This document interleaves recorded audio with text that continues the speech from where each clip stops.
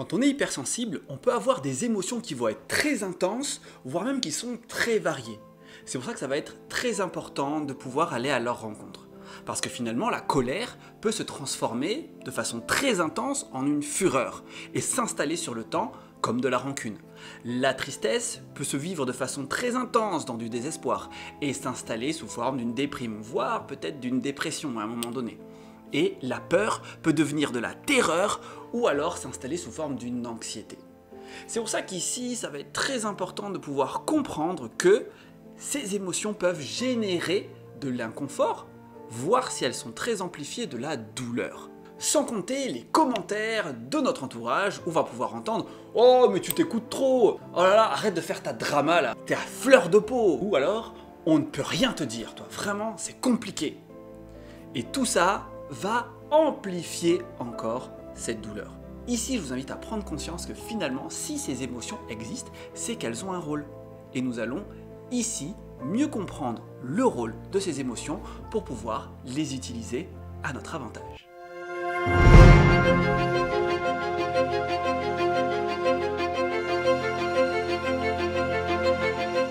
Hello les héros et les héroïnes, ici Lishan, coach, formateur, hypersensible, spécialisé dans l'accompagnement de l'hypersensibilité. J'espère que vous allez bien, que vous êtes en forme et que la force est avec vous.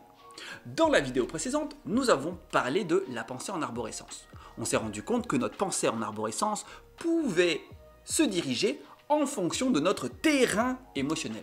C'est pour ça qu'aujourd'hui, je vous propose de parler de l'hyperémotivité.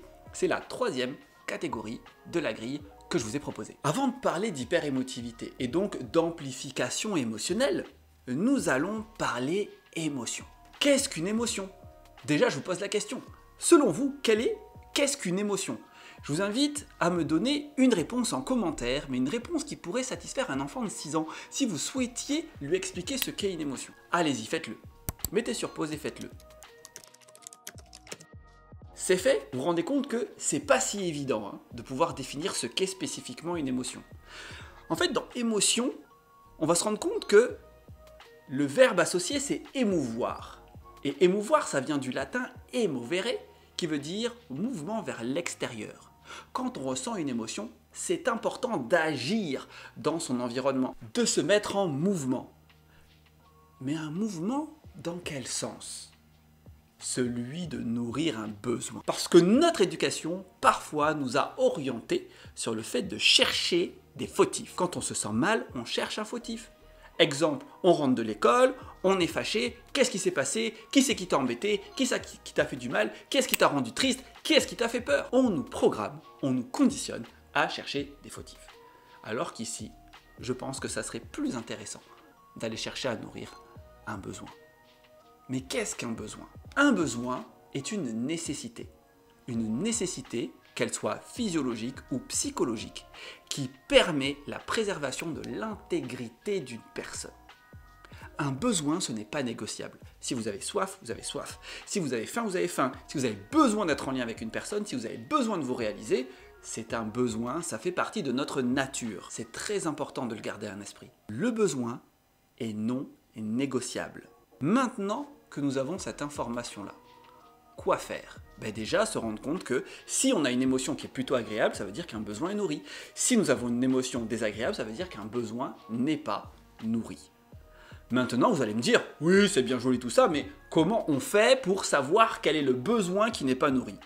Eh bien, il suffit de se poser la question. D'accord? Donc déjà, ça c'est le premier truc. Si jamais vous ressentez quelque chose de désagréable, posez-vous la question, quel est le besoin qui n'est pas nourri? À partir de là, maintenant pour avancer, ce que je vais vous proposer, parce que je ne vais pas vous laisser tout seul quand même, c'est de vous donner 3 grandes familles émotionnelles désagréables et les besoins associés. Ça vous va? Allez, c'est parti. 1. La colère. Exemple. Quelqu'un arrive en retard alors qu'on avait une réunion de travail importante. Quelqu'un a pris un objet qui vous appartient et du coup vous ne pouvez pas vous en servir quand vous en avez besoin. Ou quand vous rentrez chez vous, vous vous rendez compte que votre place de parking a été prise. Ça c'est du vécu. Et bien là, boum, frustration, colère. Ça vient dire quoi? Ça vient pas dire oui les gens sont des débiles ou les gens sont chiants et ils font n'importe quoi. Non. Ça veut dire que pour vous, il y a une règle qui n'est pas respectée. Première règle, ça peut être la ponctualité. Pour vous, pour démarrer un travail avec une personne, sur un projet ou autre, ou même un rendez-vous galant, peu importe, eh bien c'est important que vous puissiez respecter un espace-temps. On commence à telle heure, on finit à telle heure, et c'est important pour vous que ça puisse être respecté. Et donc peut-être que votre règle c'est 1 minute, peut-être que c'est 5 minutes, peut-être que c'est un quart d'heure. Ça dépend des gens, mais dans tous les cas, on a tous notre règle. Elle peut être soit tacite, soit ouvertement exprimée, ou soit contractuelle. Par rapport à l'objet qui a été pris, eh bien là, c'est une règle de propriété. Si jamais je possède un objet, je dois pouvoir m'en servir quand je le souhaite. Si jamais j'en ai besoin et que je ne peux pas l'utiliser parce que quelqu'un me l'a pris, là, c'est la règle de propriété qui a été violée. Et c'est pareil pour la place de parking. Maintenant, que faire par rapport à ça? Très simple. Il suffit de formuler une demande. Parce que nous n'avons pas tous les mêmes règles. D'accord? Une personne, par exemple, sa règle du retard, ça va être 5 minutes, pour d'autres, ça va être une demi-heure.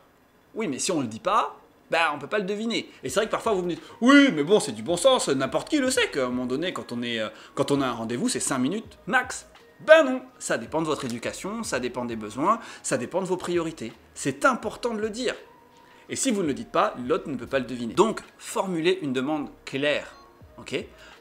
Par exemple, vous dites à votre collègue, écoute, quand on travaille sur un projet, on a 1 heure et c'est important pour moi qu'on puisse vraiment démarrer à l'heure. Donc, à la limite, si jamais tu peux pas, préviens-moi, au moins je sais que je peux faire autre chose entre-temps. Voilà, ça c'est clair, c'est net, c'est dit et au moins ça permet d'avancer. Et ensuite, pour l'histoire de l'objet ou de la voiture, c'est pareil. Pour l'objet, vous pouvez dire à la personne que si elle a besoin de vous prendre cet objet, eh bien, elle vous le demande d'abord ou alors, carrément, elle ne vous le prend plus. Et pour la voiture, à un moment donné, ça va être de mettre un petit mot sur le pare-brise de la personne en disant, écoutez, cette place est prise, prière de vous garer ailleurs. Ok? Très simple. Formulez une demande. 2. La tristesse. La tristesse, ça peut être vécu à un moment donné où vous êtes en relation avec quelqu'un, et il peut y avoir une rupture, ou la relation là, qui s'étend, qui s'étire.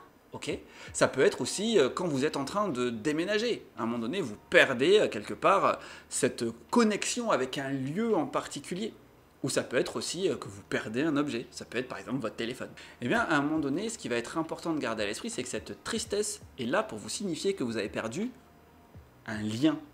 Et oui, ça peut être un lien avec une personne, un lien avec un lieu, un lien même avec un objet. Ça va être hyper important de ne pas sous-estimer ça. Nous avons, en tant qu'être humain, besoin de connexion. Besoin de connexion avec des gens, avec des lieux, avec des moments. Ça va être hyper important de pouvoir conserver ces liens. Comment faire quand ils ne sont plus là? Eh bien tout simplement, reconnecter avec soi. Reconnecter avec qui vous êtes. Rendez-vous compte que pendant que vous avez vécu ce lien avec cette personne, avec cet objet, avec ce lieu, vous avez évolué, vous avez grandi. Donc, qui êtes-vous devenu maintenant? Le fait de prendre le temps de faire ça va vous aider ensuite à reconnecter avec votre environnement. Si vous vivez une rupture amoureuse par exemple, prenez le temps de digérer tout ça, ce qui vient de se passer, revenir à vous, qui vous êtes, pour ensuite vous ouvrir à la possibilité d'une autre relation. Mais pas trop vite, parce que sinon vous risquez de rentrer dans ce qu'on appelle des relations tampons, et là vous n'aurez pas digéré tout ce qui s'est passé dans la relation précédente, et à partir de là, ça risque d'être difficile. Plutôt que de faire votre deuil quelque part seul, vous allez le faire avec une autre personne. Donc tant que c'est ok. C'est ok. Mais dans tous les cas, prenez soin de vous et prenez soin de la personne qui est en face de vous. Ok pour la tristesse? Allez, on termine en 3 avec la peur. Ok? Ça peut être un moment où vous vivez dans votre métier beaucoup de changements. D'accord? Peut-être qu'il y a eu une refonte, peut-être qu'il y a un plan social, peut-être qu'il va y avoir un changement dans l'organigramme, prise de poste ou autre. Ok. Ça peut être aussi un moment où vous aviez accès à un lieu qui va fermer. Peut-être un club où vous vous sentiez bien et que ça y est, c'est la fin de ce club, vous ne pouvez plus y avoir accès. Ou aussi, il peut y avoir un moment où dans une relation, peut-être amicale, peut-être amoureuse, peut-être professionnelle, vous sentez de la confusion. Vous aviez certaines habitudes et c'est en train de changer. Vous ne savez plus trop là ce qui se passe et où vous allez. Là, vous pouvez vivre de la peur. Cette peur est liée au fait que le cadre est en train de changer, des repères sont en train de bouger, vous rentrez dans une forme d'inconnu. Et tout ça pouvant générer un danger. Et à partir de là, vous êtes dans cette émotion de peur. Ce qui va être hyper important, avec la peur, c'est de vous mettre en sécurité. La peur vient nous dire ça. Le besoin à nourrir, c'est celui de la sécurité. Remettez du cadre, remettez des repères, appuyez-vous sur ce qui est stable. Par exemple, s'il y a un changement dans votre métier, ce qui va être important, c'est de demander s'il y a un calendrier sur les différentes étapes qui vont amener le changement dans la société. Ou de prendre contact avec les nouvelles personnes. Ça peut être aussi finalement peut-être de prendre les devants et de vous dire « Ok, moi ça ne me convient plus, je m'en vais ». Par rapport au déménagement, ce qui va être intéressant, c'est de garder à l'esprit que vous changez de maison, de chez vous, de foyer, et vous allez en créer un autre. Eh bien, prenez les éléments qui constituaient votre foyer et dupliquez-les. Par anticipation, regardez où est-ce que vous allez pouvoir faire vos courses, où est-ce que vous allez pouvoir vous balader, où est-ce que vous allez pouvoir vous adonner à vos activités préférées. Faites ça en amont, d'accord ? Regardez les différents trajets, regardez les différents lieux, regardez les avis. Comme ça, déjà, vous préparez la suite. Vous préparez un terrain. Parce que les déménagements, on n'en parle pas assez souvent, c'est quand même quelque chose d'assez stressant et violent. Donc, on prend soin de nous pendant ces déménagements. Et ensuite, au niveau de la relation, ce qui me semble hyper important, c'est de parler. Parlez, dites à la personne ce que vous ressentez, ce que vous aviez l'habitude de vivre, il y a des choses qui changent, c'est ok, vous pouvez accompagner le changement à condition de pouvoir en être conscient. Qu'est-ce qui se passe? Peut-être que la personne finalement voit d'autres personnes, peut-être qu'elle a d'autres envies, peut-être qu'elle s'apprête à partir et qu'elle est en train de vous préparer là-dessus. C'est important de pouvoir dire les choses. Donc, maintenant que nous avons vu ces trois grandes familles, colère, tristesse et peur, regardons ce qui se passe avec l'hypersensibilité. Parce que bien sûr, tout ce que je viens de vous dire fonctionne. Sauf que, de façon très classique, quand nous avons une émotion désagréable, que nous nous concentrons sur le besoin, que nous passons à l'action pour nourrir ce besoin, normalement l'émotion se transforme et ensuite, on peut passer à autre chose. Sauf que, quand on est hypersensible et hyper émotif, la trace émotionnelle est tellement forte à l'intérieur de nous que même si on fait tout ça, il peut y avoir une forme de résonance. Une résonance émotionnelle très forte, une énergie résiduelle. Donc ça va être important de pouvoir prendre en compte cette énergie résiduelle, même si vous avez fait tout ce que vous aviez à faire par rapport au traitement de cette émotion. Et là, je vous propose 3 possibilités. En 1, décharge motrice. Ça va être hyper important d'utiliser cette énergie résiduelle, parce que sinon c'est votre mental qui va se l'approprier, et là avec la pensée en arborescence, vous repartez pour un tour, alors que vous aviez fait un super travail en interne. Donc mettez-vous en mouvement, faites du sport, allez marcher, activez-vous, faites le ménage, peu importe, mais il faut que ça bouge, vous penserez à autre chose, vous utiliserez cette énergie, et là ça ira nettement mieux. En 2, décharge expressive. Pour la décharge expressive, je vous propose les 3 A. 1. Exprimez-vous à un ami.